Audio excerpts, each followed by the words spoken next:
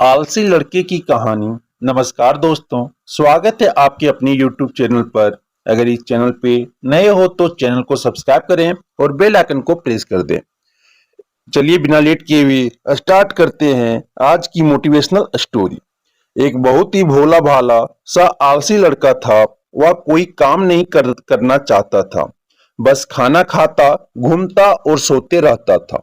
एक दिन उसे किसी ने बताया कि एक आश्रम है जहां पर कुछ नहीं करना पड़ता है और हर दिन 2 समय का खाना और नाश्ता मिलता है। तुम वहां जा कर के रहो। उस आलसी लड़के ने सोचा कि ये तो बढ़िया ही बढ़िया, बहुत ही बढ़िया है। वह उस आश्रम में जाकर रहने को सोचा। फिर वह भोला भाला आलसी लड़का अपना सारा सांसारिक जीवन छोड़कर उस आश्रम में जाकर रहने लगा। आश्रम में गुरुजी रहते थे। वह कुछ समय सबको प्रवचन देते हैं। वह आलसी लड़का सुनता था, बाकी समय आराम करता था और फिर भर पेट खाना खाकर सो जाता था। ऐसे ही उस लड़के का दिन गुजरता गया। एक दिन उस आश्रम में कुछ भी नहीं बना। नाश्ते के समय नाश्ता नहीं मिला। उसने सोचा, नाश्ता नहीं मिला, भोजन तो मिलेगा। अब भोजन के समय भी उसे भोजन नहीं मिला। लड़का दौड़ करके गुरुजी के पास गया। उसने पूछा कि आज भोजन क्यों नहीं बना। गुरुजी ने कहा कि बेटा, आज एकादशी है और जितने भी आश्रम के सदस्य हैं उनका उपवास है और तुम्हारा भी आज उपवास है। आज भोजन नहीं बनेगा। वह लड़का आलसी था और उसे भूख भी बहुत लगता था। उसने गुरुजी से बोला कि मैं उपवास नहीं रहूंगा, मुझे भूख लगी है, मैं खाना खाऊंगा।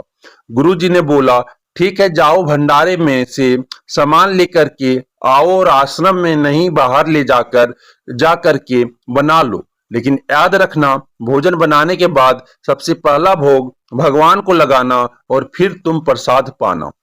वह लड़का बोला, ठीक है, और फिर अनाज लेकर नदी की ओर पहुंचा। भोजन पकाने लगा, तैयार हुआ। उसके बाद कहने लगा कि भगवान श्री राम आइए, पधारिए, भोग लगाइए।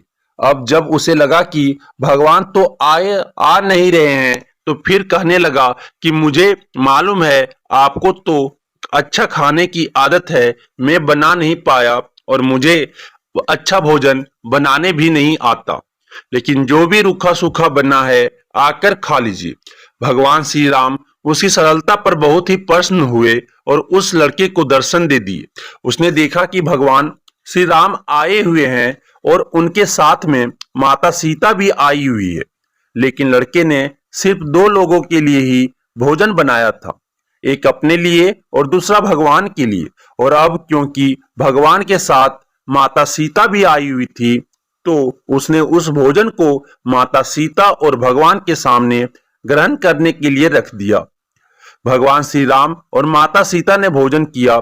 उसके बाद जब वह जाने लगे तो भोला सा आलसी लड़का बोला कि प्रभु, आप आए, दर्शन दिए, बहुत अच्छा लगा। मुझे खाने को कुछ नहीं मिला, लेकिन कोई बात नहीं, लेकिन आपसे एक विनती है कि अगली बार जब आप आएंगे तो कितने लोग आएंगे ये बता दीजिए, ताकि मैं उतने लोगों के लिए भोजन बनाकर रखा रहूं।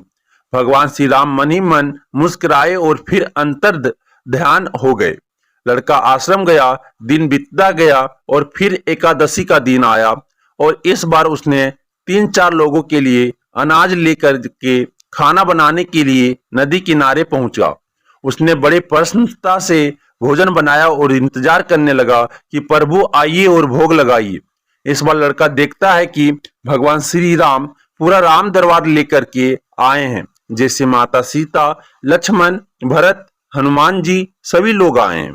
लड़के ने 3-4 लोगों का भोजन बनाया था और इस बार भी भोजन कम पड़ गया। लड़के ने निराश होकर भोजन को प्रभु के आगे रख दिया।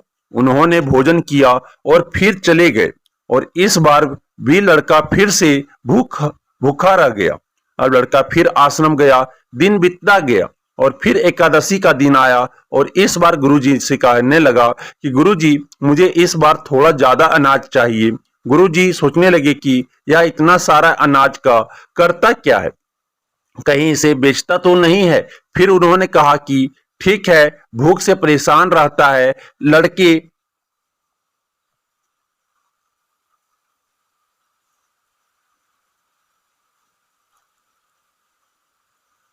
कहने लगा कि गुरुजी, मुझे मुझे इस बार थोड़ा ज्यादा अनाज चाहिए। गुरुजी सोचने लगे कि यह इतना सारा अनाज का करता क्या है, कहीं इसे बेचता तो नहीं है। फिर उन्होंने कहा कि ठीक है, भूख से परेशान रहता है। लड़के ने कहा कि नहीं गुरुजी, मैं भूख से परेशान नहीं रहता हूँ। प्रभु के साथ बहुत लोग आते हैं, उनको भी तो भोजन करना पड़ता है। गुरुजी ने लगा कि लड़का पागल हो गया है, लेकिन गुरुजी ने सोचा कि चलो एक बार चलकर देखते ही है कि लड़का इस अनाज का करता क्या है।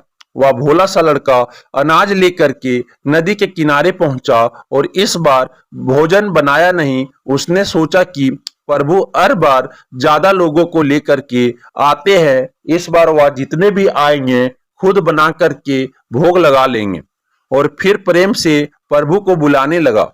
गुरुजी ये सब छुप कर देख रहे थे कि ये भोजन तो बनाया नहीं और प्रभु को बुला रहा है। लेकिन लड़के ने देखा कि इस बार प्रभु के साथ बहुत से लोग आए हुए हैं, तो उसने प्रभु के सामने हाथ जोड़कर कहा कि प्रभु माफ करना, आप बहुत सारे लोग आते हो, मुझे संख्या पता नहीं होती है और मेरी हिम्मत भी नहीं होती है कि इतने सारे लोगों के लिए भोजन बनाऊं।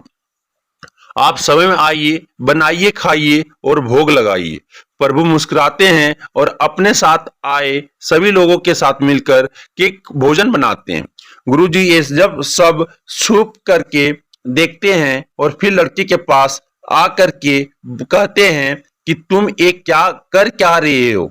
लड़का कहता है गुरुजी, आपको दिख नहीं रहा है कि भगवान श्री राम पधार चुके हैं, माँ सीता आई हुई है, हनुमान जी आए हुए हैं और सभी लोग आए हुए हैं, भोजन बन रहा है। गुरुजी ने बोला कि पागल हो गया है, मुझे तो कोई दिख नहीं रहा है। लड़का गुस्सा हो गया और बोला प्रभु आप ये क्या कर रहे हो, एक तो मुझे भूखा रखा है और गुरुजी को दर्शन नहीं दे रहे हो, जो मुझे पागल समझ रहे हैं, कृपया करके गुरुजी को दिख जाओ।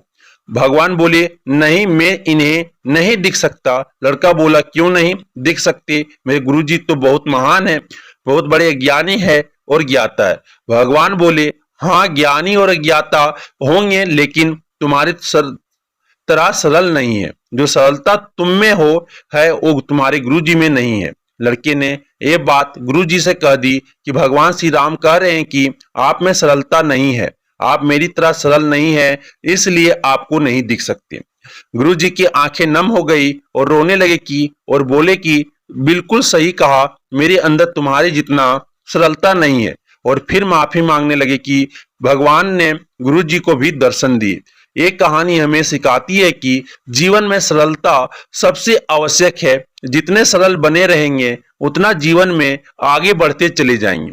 जब आप सरल होते हैं तो आप खुद भी मुस्कुराते हैं और दूसरों को भी मुस्कुराने की वजह देते हैं।